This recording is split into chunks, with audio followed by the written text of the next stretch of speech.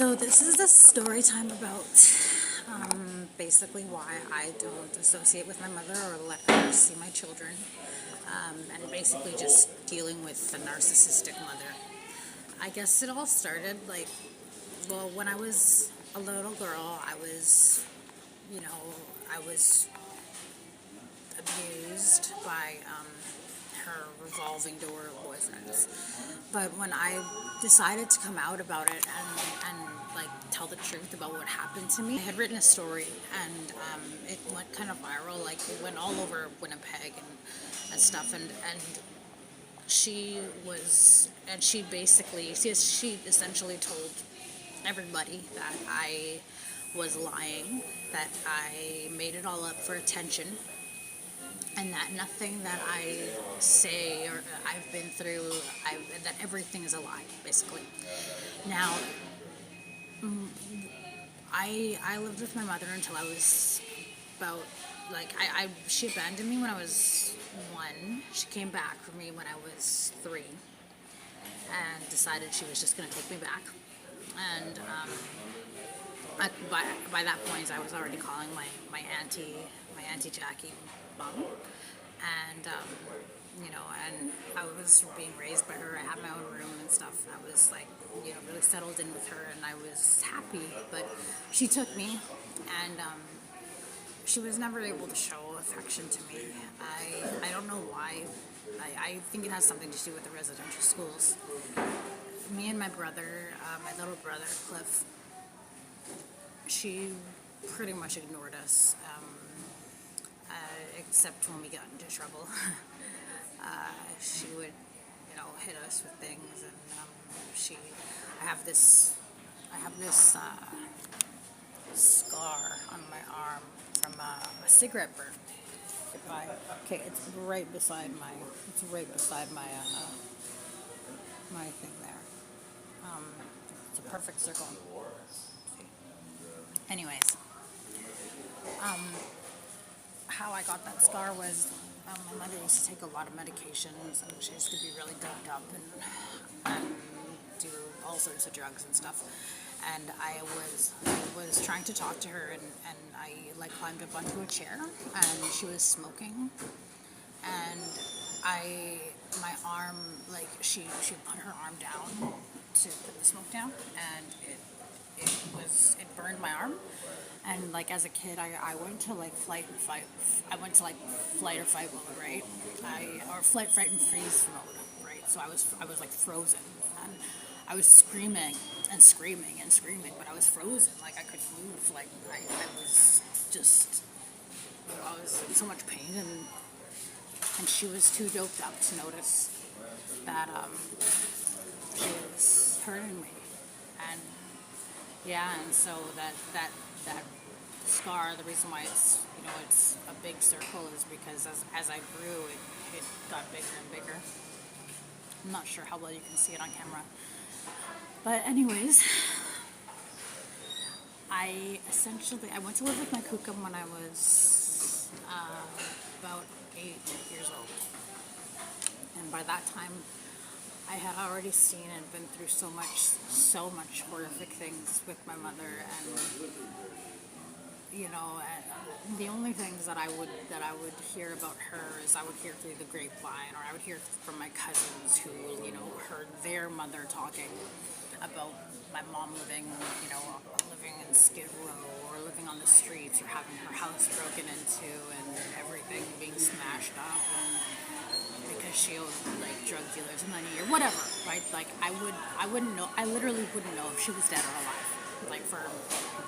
We would go without talking for 6 months at a time, and I wouldn't hear from her. I wouldn't know where she was. I would cry myself to sleep every single night, and it was really hard because at the school that I went to, I was the only Native kid in my class, and of course I was the only one without parents, right? My dad was traveling. He was an actor, so he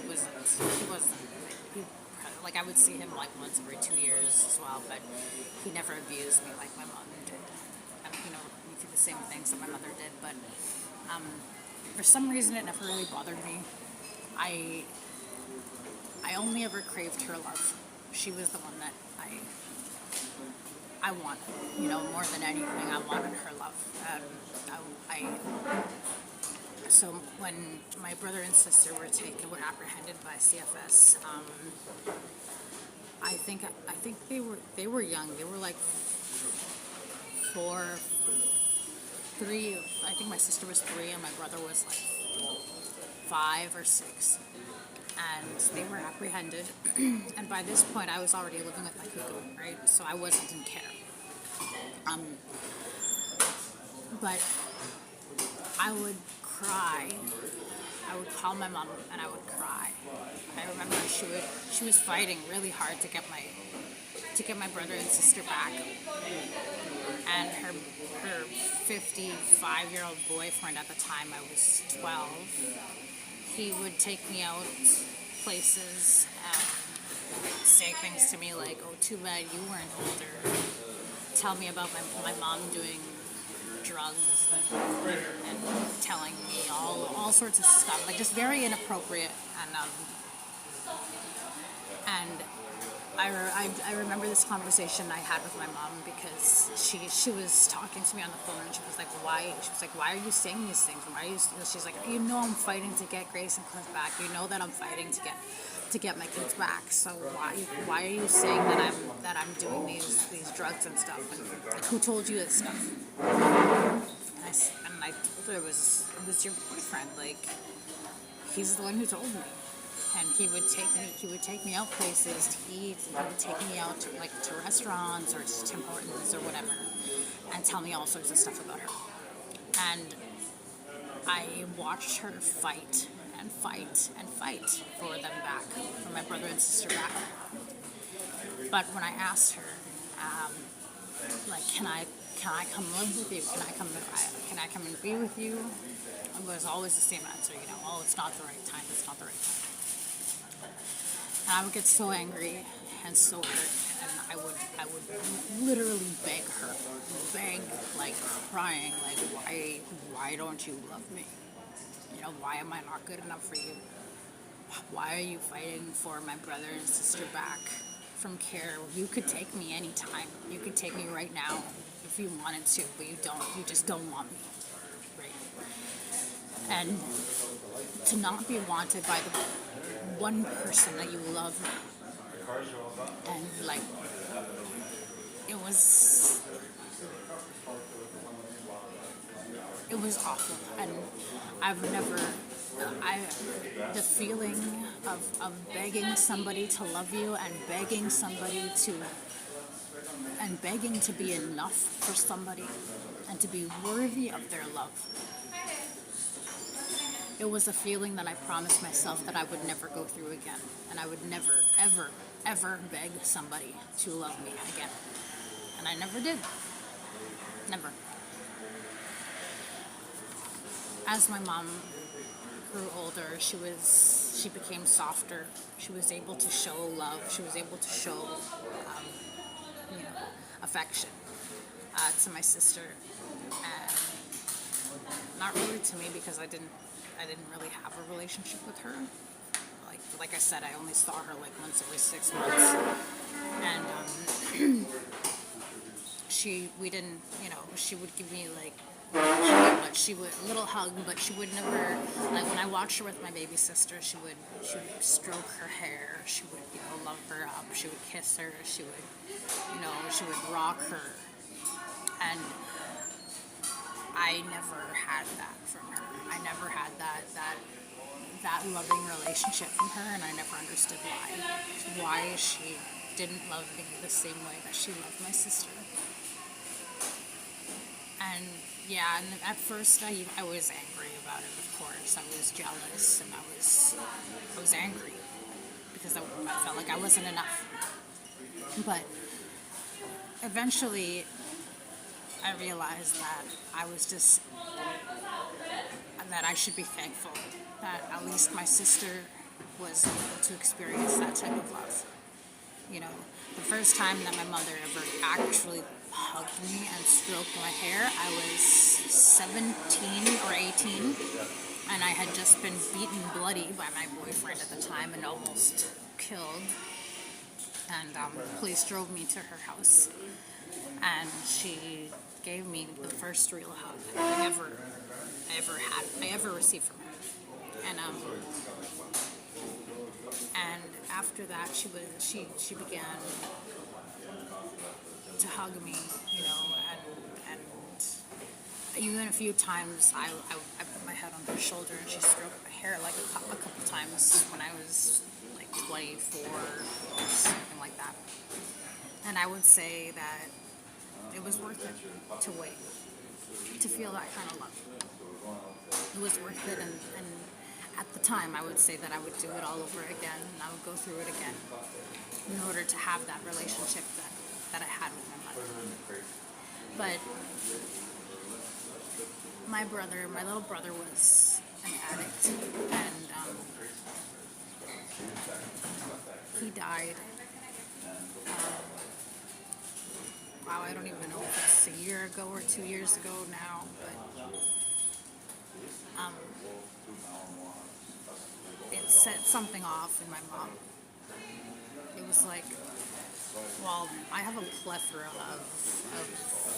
of mental illnesses, obviously. Like, I've had guns put to my head. I've been assaulted by several boys, like, practically, who were trying to gang me, like, as a joke, for fun. And they all laughed while they were doing it, like holding my arms down and my hands down. I had been, almost kidnapped 3 times, just walking down the street in Winnipeg, being an Indigenous woman. I wasn't even a woman at the time, I was 12, one of the times. And I was just walking in the middle of a busy street, and nobody stopped to help me while these men grabbed my arms and tried to force me into their car as I was screaming and yelling and swearing at them. Like, I've been through a lot of trauma, obviously, in my life, and I don't know. I think that my mom became so afraid of her own truth and so ashamed because all the people in her life, like her coworkers and her friends and stuff, like they all thought that she raised me, like they thought that she essentially lived a lie her whole entire adult life, right? She was never honest about her choices that she made, her mistakes, and the way that she, we all make mistakes, but she covered them up with lies upon lies upon lies, and frequently threw me under the bus in order to keep those lies alive. And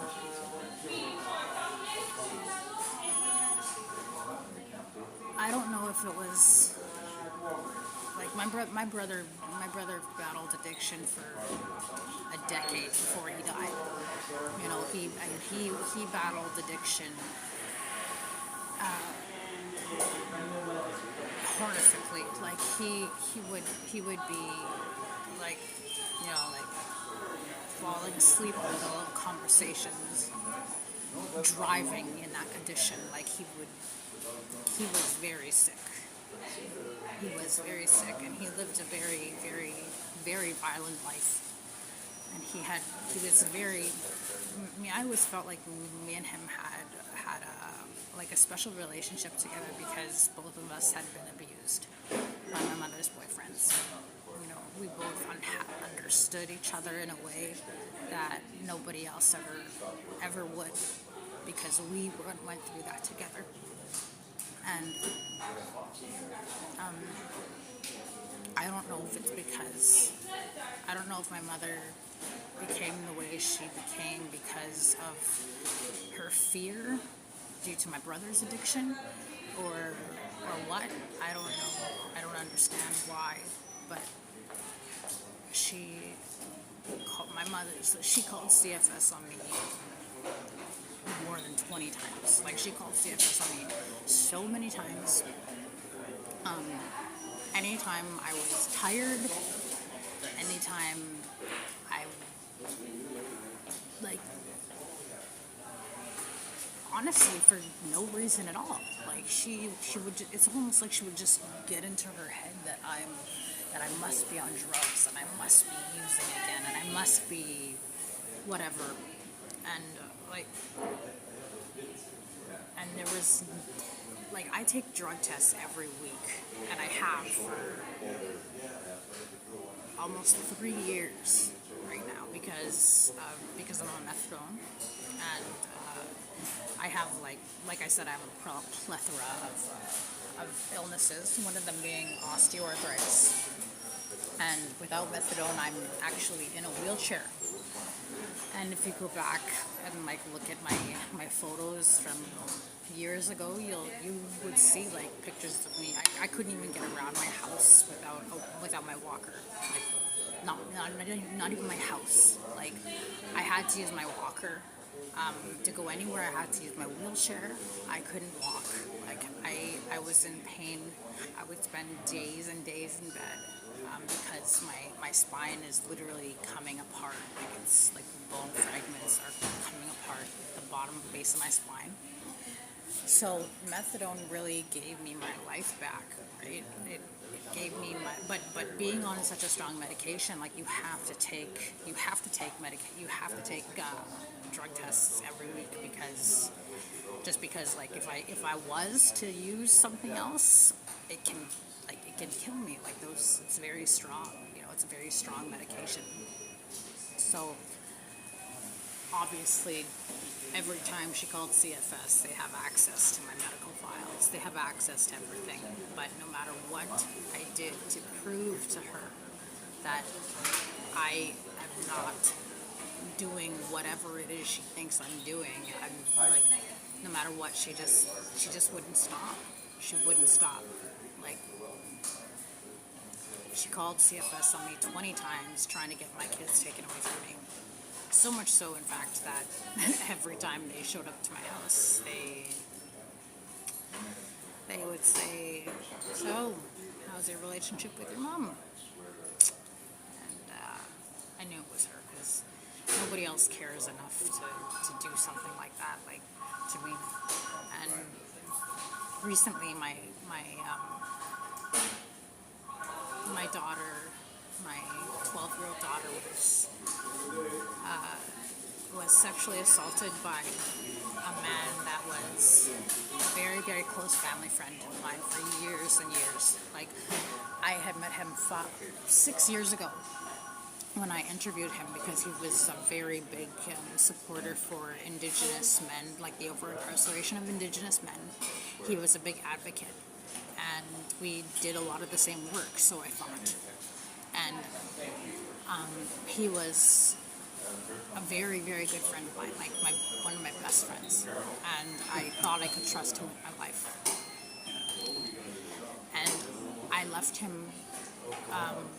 When he showed up at my house, he in the middle of the night, it was freezing. He was freezing. He was frozen, and asked if we could come in for a bit, and if we could talk because we had gotten into an argument. And I said, "Yeah, of course, we can talk, right?"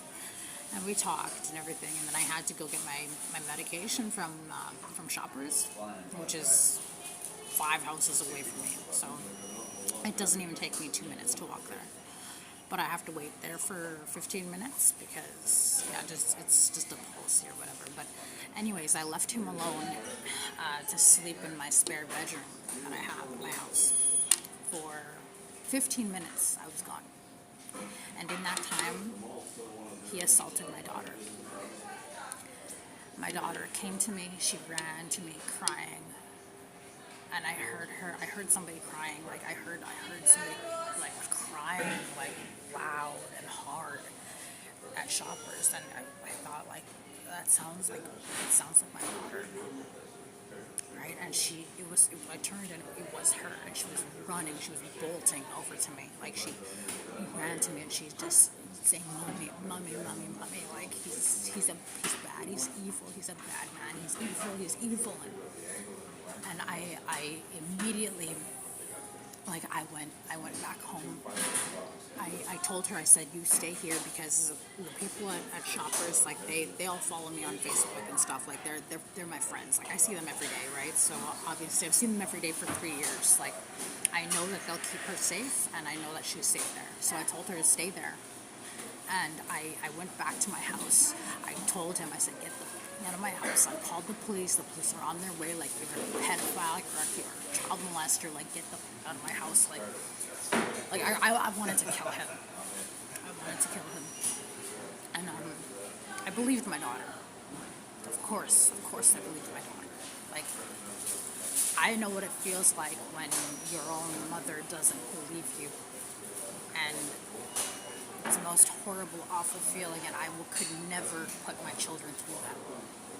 And during this time, when my daughter was going through, had experienced something so traumatic and so awful, my mother went online to bash me, to blame me for my daughter being assaulted, say it's my fault. And completely throw me under the bus with crazy allegations and accusations about me doing drugs and being an addict and all this stuff. Like, don't you think if I was an addict, don't you think the 20 times you called CFS on me, they would have taken my kids? Like, they can see my medical records. They can see my drug tests that I've taken every week for 3 years, okay? She decided to blame me during that time. Blame it all on me. And during the time that my daughter needed love and support, and we had to go and meet with child abuse detectives, we had to go and tell her story, we had to go and speak with therapists, and my daughter was going through something so horrific and awful, because even when I went through this stuff, I was not strong enough. I was not strong enough to tell the truth, like to report it to the police. I was not strong enough to do that. I wasn't willing to do that. The fact that my daughter came to me, trusted me, and loved me enough to tell me the truth, and then had the strength to tell the police and to tell complete strangers about what happened. Like, that takes a serious level of strength. And during this time when my daughter was fighting for her life, my mother went online to blast me, to blame me, to completely throw me under the bus. I don't care enough about her to hold like any sort of grudge or anything about how she treats me. She can tell everybody that I'm a liar. She can tell everybody that I make it all up for attention. She can tell everybody whatever she wants. I really don't care. But when it comes to my daughter, when it comes to my baby, that shit I will not forgive. I will never forgive. And she will never see my children again. My daughter hates her for what she did, what she publicly said about me during the worst time of my daughter's life, when she needed love and she needed support. She turned on her for attention, so people would, I don't even know why, for what, for 40 40 people to share her status, for people to agree with her and talk about how great she is, even though she didn't raise any of her kids, even though she abandoned us all and didn't even get my brother and sister back until they were practically pretty much grown up. Like she's a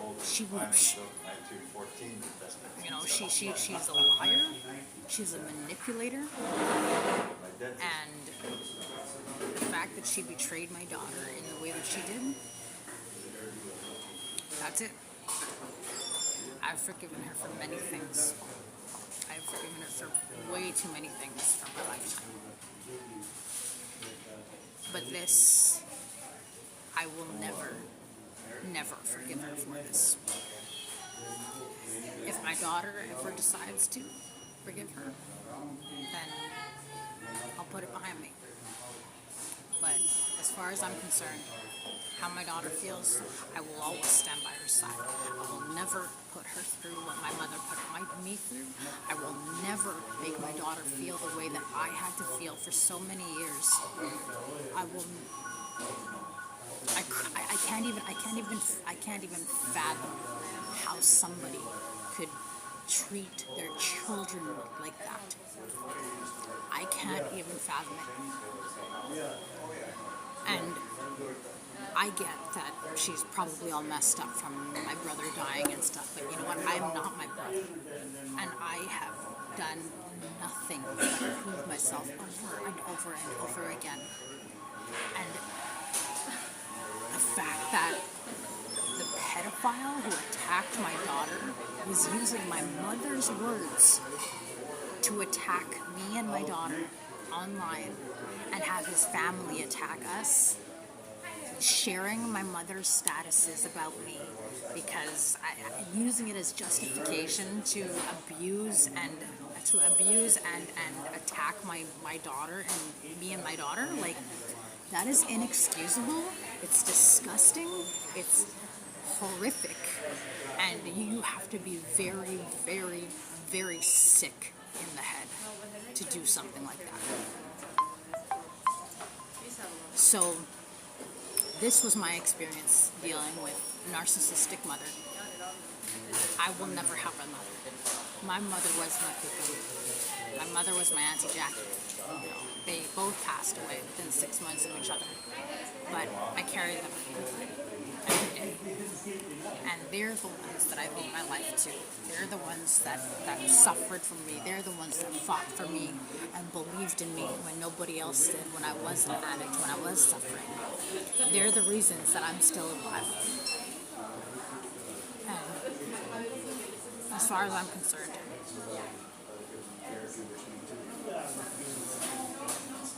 I have no mother. And that's okay. I don't miss her. I realize that having no mother is better than having a mother who could put their children through such horrific, awful abuse and pain, and their grandchildren, and not even give a shit, not apologize, not even care at all. So that's my experience with having a narcissistic mother, and my heart goes out to you, to all of you who know what it's like having boomer parents who tell you that it's okay to share your story and it's okay to blah blah blah whatever, but then you do and then they disown you. Like, okay, yeah, because in my mom's healing journey, she decided to tell me that my story is my own, and like a few years ago, and that it's okay for me to tell my story, but then she disowned me when I did. Like, yeah, makes perfect sense. Anyways, we get to be the change that we wanted to see in the world, and it doesn't matter where you came from. It doesn't matter how much you've been through. It doesn't matter how much people who claim to love you have put you through. You are the one who decides your destiny.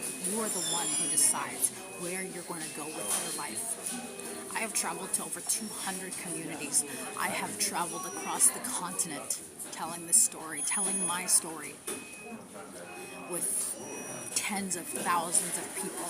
You know, I run several board. I've run a board of directors. I'm the head of a board of directors. I'm on another board. I make active change within my community, and and for Indigenous artists, Indigenous actors, and actors that live with disabilities.